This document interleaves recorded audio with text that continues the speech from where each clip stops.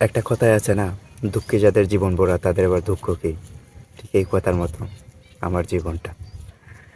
আসলে সুখ নামক সেই বস্তুটা আমি কখনো দেখিনি, কেমন হয় সেই স্বাদ কখনো পাইনি।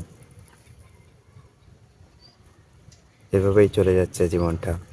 বেশি দিন হয়নি আমার এই বয়সের মধ্যে অনেক বড় বড় ঝড় ঝাপটা সহ্য করে নিতে হয়েছে।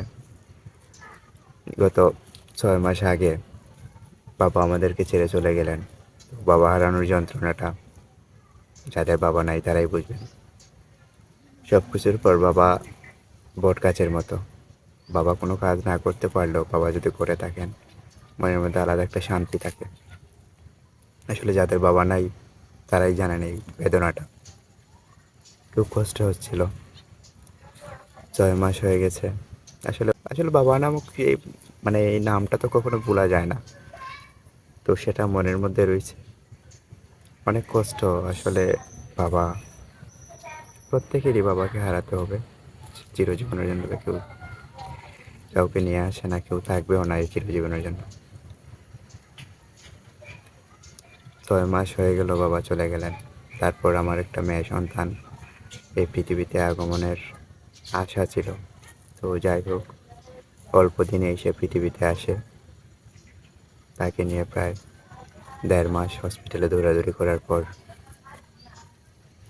গত পরশু রাত 12টার দিকে সেও আমাদেরকে ছেড়ে চলে গেল। কি বলবো ভাই, কিছু বলার মতো ভাষা নাই। সুখ 6 মাসের মধ্যে, 6 মাস 7 মাসের মধ্যে দুইটা শোক সংবাদ আসলে কতটা শিহরিত করে নেয় নিজেকে। এই সব কিছুর মধ্যে দিয়ে নিজেকে সামনে ধরে রাখতে পারছি।